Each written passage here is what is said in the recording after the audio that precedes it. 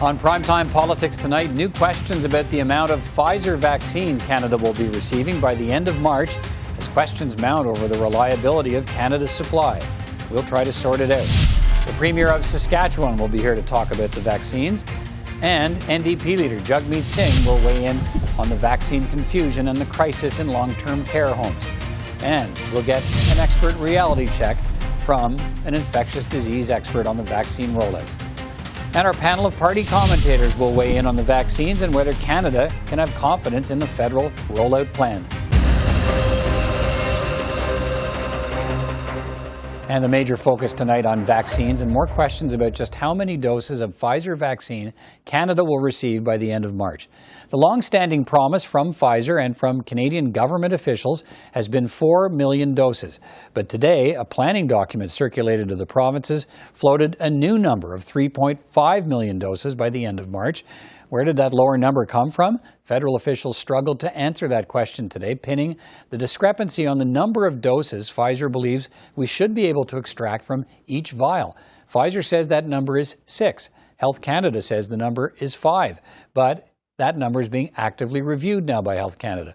But if Health Canada stands by the fewer doses per vial, Canada might only receive enough vaccine to guarantee 3.5 million doses by the end of March. Here's how the Major General leading Canada's vaccine rollout explained it today. Pfizer is using a different calculation that my team is currently using. And what we have shared with provinces is a conservative figure of 5 doses per vial until it changes, until authorized. If it gets authorized, and that's with Health Canada colleagues, and we'll see how that pans out.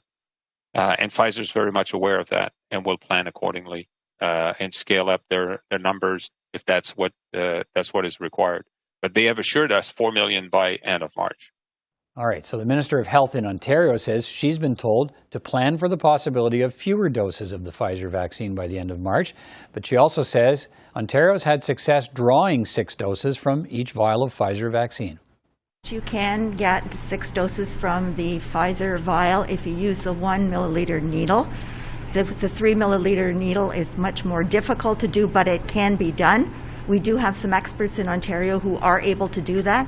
So even if we run short of the 1 milliliter needles, we can still use the 3 milliliter needles, and we're giving guidance to all the people doing the immunizations so that they can get that 6th dose out of each vial. Saskatchewan Premier Scott Moe joins me now. Premier, good to see you again. Thanks for taking time.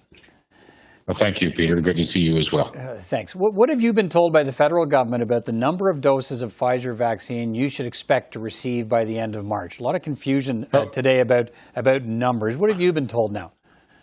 We've been told all along it'd be 4 million doses that would be coming to the provinces from Pfizer. This morning, we were informed that was 3.5 million doses, and we still haven't really had a lot of communication as to why that is, or is it 5 doses per vial, 6 doses per vial? But what it looks like at this point in time is we're actually receiving fewer vials and fewer trays of vaccine than we were expecting to receive even a day ago. And this is the 3rd week now that we have had some inconsistencies in the supply, as well as now what looks like to be some inconsistencies in the information. And I think that's where we need to start between the provinces and the federal government, is to really have some better consistency in how we're flowing information back and forth, because this is just tremendously challenging. Does it seem to you, and we're trying to get our heads around it here too, but it sounds like it's all about whether you can get 6 doses out of each vial of vaccine, as Pfizer insists you can. Health Canada, for now, it's 5 doses, but they're reviewing that. So it looks like, the Major General rolling out the vaccination plan is making plans based on the possibility that it remains at 5 doses and that Pfizer only delivers based on 6 doses. And then there's Health Canada over here, waiting to give its decision on whether it's 5 or 6. Does that seem confused to you? Absolutely, and we're not really sure what it is as of yet. We're hoping to find some clarification throughout today and tomorrow. Listen, we have 106% of our doses in Saskatchewan have been delivered. We're getting about 5.5 doses out of each vial. We're not able to get 6 with the equipment that we have, but we are getting 5.5 due to the very a careful and competent nature of our frontline healthcare staff in Saskatchewan. We're quite appreciative of the efforts that they are making. But to date, we haven't been able to get 6 out of the vials. So we need some clarification on if there is 6 doses in those vials, how are we actually going to get it out of them? All right. So in the absence of having, whether it's the necessary supply of those specialized syringes to extract the 6 doses, what do you expect from the federal government and Health Canada? Do they hold the line on 5 doses to ensure that Pfizer sends enough for 5 doses and a total of 4 million? Because it looks like in some ways it might come down to that, a standoff between what Pfizer says you can get and what Health Canada says you can get. Yeah, what we need is just consistency in the information. We've heard all along that we're going to receive, 4 million Pfizer doses, 2 million Moderna doses in the first quarter. Always been hopeful that one of the other strains of vaccine would be approved and we might be able to get above that. But now what we're hearing today is no, it's not 4 million doses, it's 3.5 million doses. But then it's 4 million doses if we can get six versus 5 doses out of each of the vials. It's just very, very confusing.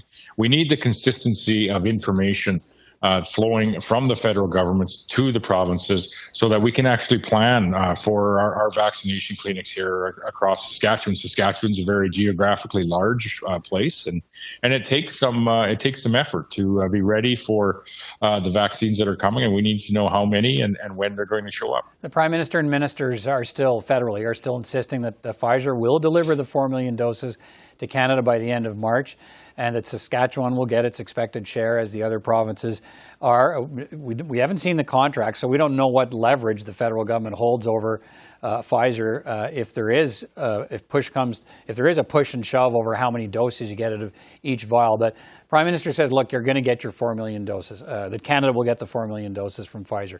Are you reassured by that? Well, I'm nervous because we can't seem to get the information on how many doses are coming and then when those doses are coming. The last 2 weeks now, we've had no doses come from Pfizer. And, we're a month into the first quarter, essentially now, nearing the end of January. And we've received about somewhere maybe just over a sixth of the doses that we would have liked to have received by this point in time. We have areas in Saskatchewan that haven't had access to any vaccine. And that is due to us expecting those vaccines to come in about last week and this week. And as we move through our long-term care homes and our elderly population, we were moving across the province. And so we still have areas in the southern areas of Saskatchewan that have not had access to any vaccines. And we may have changed how we administered or prioritized the vaccines across the province had we known we were going to have this interruption in supply. So it's very, very troubling for the province to administer their vaccination programs. And I think the priority for all of us is that we increase the communication between the federal government and the provinces so that we can actually do this in a competent way. I think everybody's rooting for the federal government to find as many vaccines as they possibly can so that all Canadians can have access to them. All right. Saskatchewan Premier Scott Moe, thanks for your time tonight. Good to talk to you. Thanks so much, Peter. I really appreciate it. Well, the NDP leader Jagmeet Singh joins me now to talk about the latest on vaccines and the ongoing crisis in long-term care homes in this country. Jagmeet Singh, good to see you again. Thanks for taking time. My pleasure. There's a lot of confusion, as you know, today over the number of Pfizer doses Canada could receive based on whether it's 5 doses per vial or 6 doses per vial approved by Health Canada. Provinces have been told to plan for fewer doses, but federal officials say they're still confident Pfizer will deliver 4 million doses as promised to Canada by the end of March. How confident are you in Pfizer's commitment to Canada? Well, I'm deeply concerned. They've been missing deadlines. They've been indicating different barriers and challenges. And it is very concerning because, as we all know, the more delays in vaccines means more infections and more deaths. So this is very serious, and I'm deeply concerned. I guess one of the big questions is, and you as a lawyer, you're familiar with contracts and so on. And I guess I'm wondering, we don't know what a contract says because nobody's seen it outside the government. What's guaranteed in terms of doses, or is the agreement about best efforts, and is it not ironclad guarantees? How can you get those answers? There seems to be a lot of goodwill between the government and Pfizer that this will all work out, but do we need more than that? I think we do. I think we need to know exactly what the agreement is so that we can hold them to account. We've seen in Europe there is positioning where other countries are setting themselves up to potentially sue. Italy has made it clear that they're going to sue Pfizer if they don't follow through on their commitment. We need to know if we've got those same protections in place.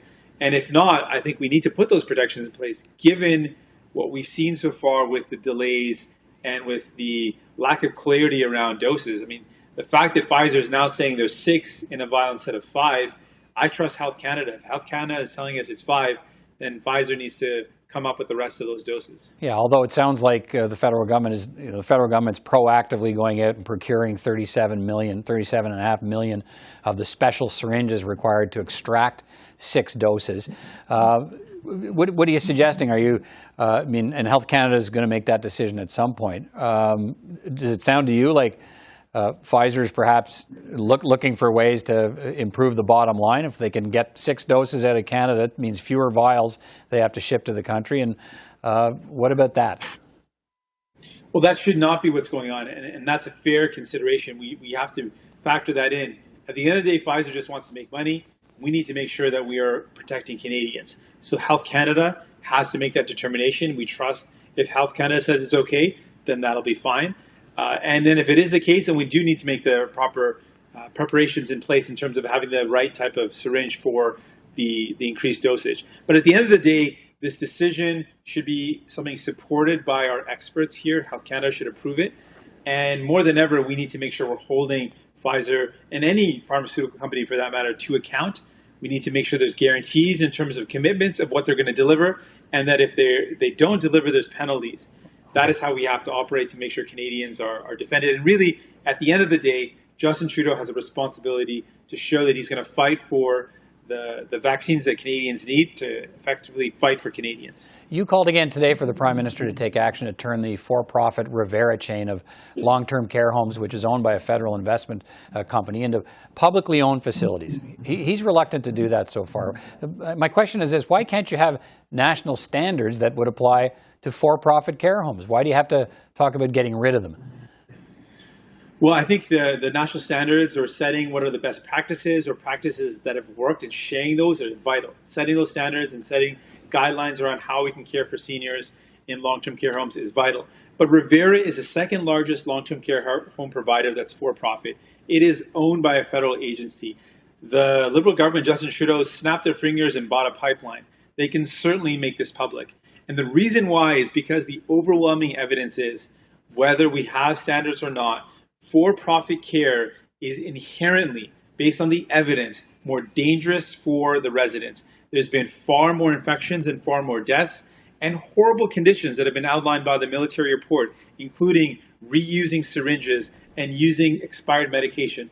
This is because for-profit is looking at the bottom line, and the bottom line is not caring for seniors, it's making money. Right. And that is a problem. It doesn't have a place in our healthcare system. All right, NDP leader Jagmeet Singh, good to talk to you tonight. Thanks for your time.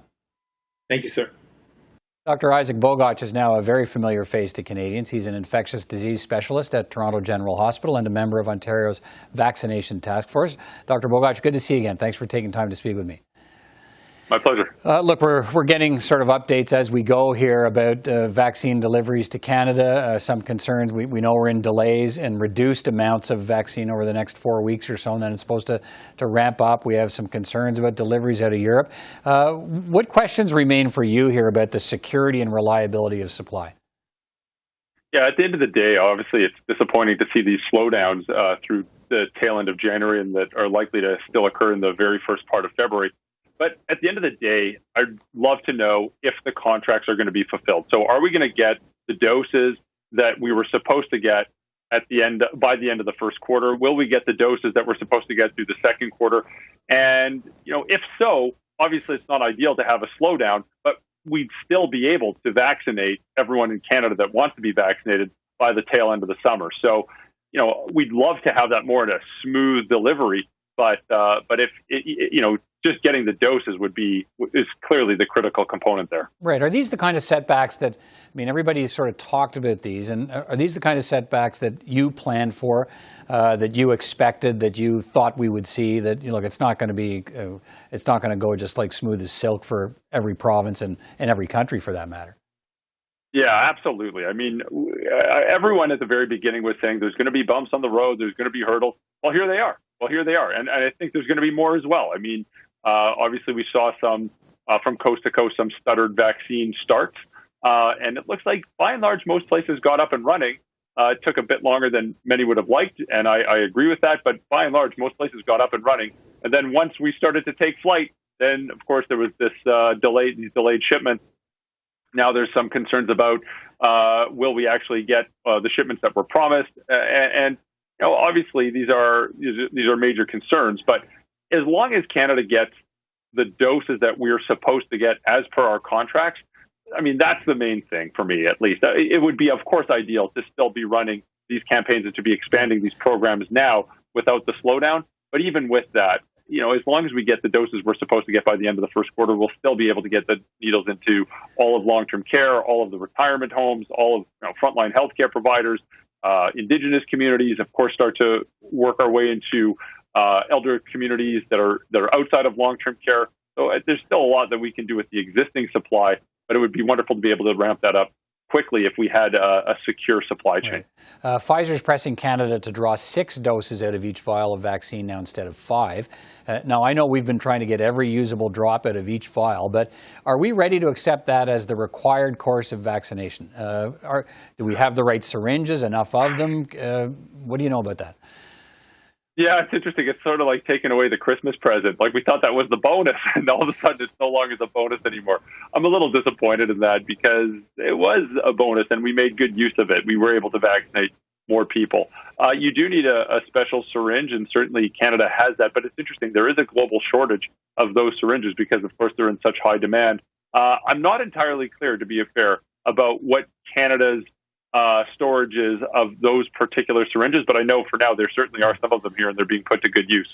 All right. The province of Ontario reported today it's been over-reporting the number of people who've received both doses of the vaccine. In fact, the actual number is half what has been reported, and we know the vaccine supply will be reduced for weeks to come.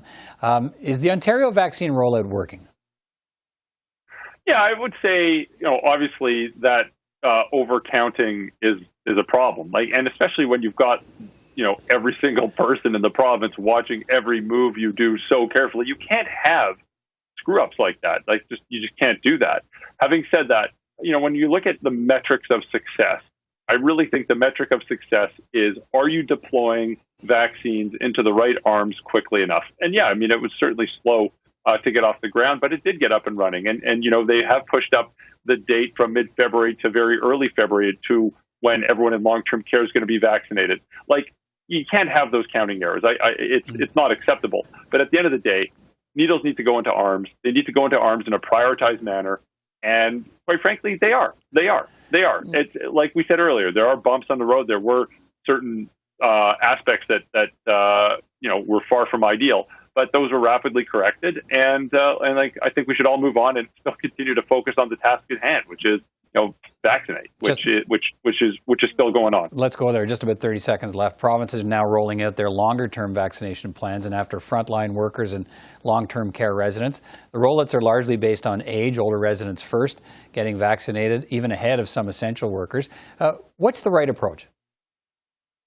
I think there's a lot of right approaches, and a lot of this will really be determined on how much access to vaccine we have. Age certainly is extremely important. We have to take equity and looking at different neighborhoods that are disproportionately impacted. We also have to look at comorbidities for people who are at greatest risk of getting this infection and having severe outcomes from these infections. So I think there's a lot that needs to go into the priority that after we finish the first stage and move on to second stages of vaccine programs. All right, Dr. Isaac Bogoch, always good to talk to you. Thanks again for your time. Have a great day. Let's bring in our panel of political commentators now. I'm joined this week by Liberal commentator Susan Smith. Will Stewart is a Conservative commentator, and Farouk Karim is an NDP commentator. Good to see you all. Susan, let me start with you. Here we are with more confusion today over exactly how many doses of Pfizer vaccine Canada and the provinces will be receiving by the end of March. It seems to be hanging on this decision by Health Canada over how many doses can be extracted from each vial. And while that's all happening, here are some new numbers today. Canada has now fallen to 20th in the world in the number of vaccine shots delivered per capita, behind the UK, U.S., Poland, Serbia, Romania, Portugal, Denmark, Germany, Israel, Bahrain, to name a few. So I guess let's start there. How satisfied should we be with the vaccination rollout in this country? I think Canadians have a right to be confused at this point. There's definitely some confusion over whether or not these Pfizer vaccines have 5 doses or 6. And while they can be confused, I think in terms of those numbers, I think they should still remain confident that we will get the vaccines that we need when we need them. We're going to see over, I think it's 4 million vaccines by the end of Q1. The end of Q1 is the end of March, and they'll come in then. And we're going to get over 300,000 in the third week of February and nearly 400,000 in the fourth week of February. There's a pause right now because of the shutdown of the Pfizer plant in Belgium. The other good thing is there may be other vaccines that come online. The AstraZeneca one hasn't been approved yet by Health Canada. It's been approved in the UK, and that's why they're a little further ahead. They have more vaccines that they have access to. So I think while Canadians might be concerned at the moment, I think in the end, they should remain confident that anybody who wants a vaccine will get one. All right. And they will start rolling off the production lines soon. Will Stewart, earlier on the program, Saskatchewan Premier Scott Moe told me that health workers in his province are getting 5.5 doses out of most vials, but they can't get the 6 doses. The federal government has proactively ordered now 37.5 million special syringes to try and extract the extra doses. But does it seem like Pfizer's putting this onus on Canada to get more doses out of each vial, even if that's not always possible, so that Pfizer can ship fewer vials? What we don't know is what happens if Pfizer and Health Canada disagree. What are the guarantees we'll get 4 million doses by the end of March? Do we have that? Well, I think that's exactly the point. I mean, Susan has just mentioned we'll get the 4 million doses this month eventually, but that's only if Health Canada approves the 6 doses per vial as opposed to the 5. So Canadians have a right to be concerned. In fact, the government itself is confused on all of this. The messages change almost daily. There's no consistency in those messages. You know, we've gone from saying all Canadians who want a shot can get one by September to now saying all Canadians that want a shot can get one by the end of September. Well, that's another 30 days already. These little tiny changes every single day are causing confusion across Canada. You know, in order to get that 6th dose out of that vial, we need special needles. Guess what procurement doesn't have in Canada? The special needles to get the 6th dose out. So they do say they're working on it, but I guess they're working on it. Yeah. But I mean, the other countries that have this approved for 6 doses, they have the needles. They're getting 6 doses out of the vial. I appreciate that Health Canada needs to do their work, and I hope we get there as well. But again, if they were to approve it today, we don't have the needles to get the 6 doses out of the vial, and that's a procurement issue again. Farouk, what's your view on what's happening here?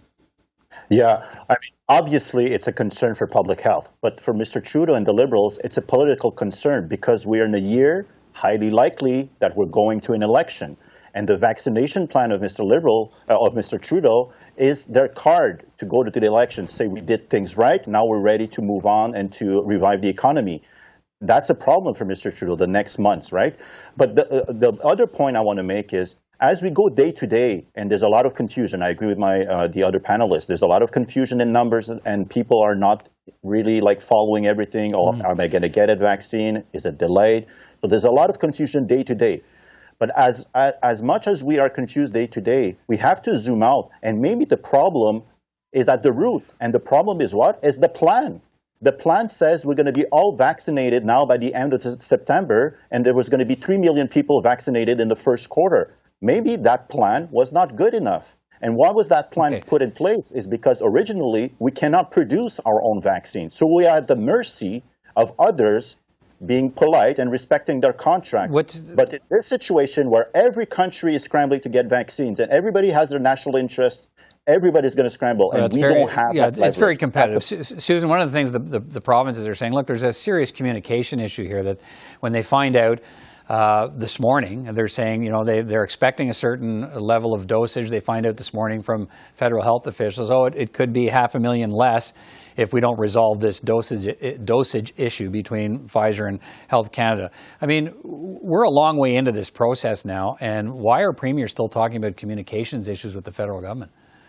Well, that's a good question. I mean, look at Ontario today. They've been posting their vaccination numbers incorrectly. They have confusion in and amongst themselves, right? They were they were counting the number of doses administered and not the number of people who'd received their doses. Look, I think there's no playbook for a mass pandemic. Sadly, there isn't. And we're a federated country. And typically, our feds and our provinces squabble with each other. They haven't been largely. They've been doing a good job, doing the best they can to do what they can for citizens. I think at the beginning, it would have been better to have the Army roll out across the country and administer and manage vaccines. We could have perhaps invoked the Emergencies Act, but the Prime Minister didn't want to do it because the provinces did not want it.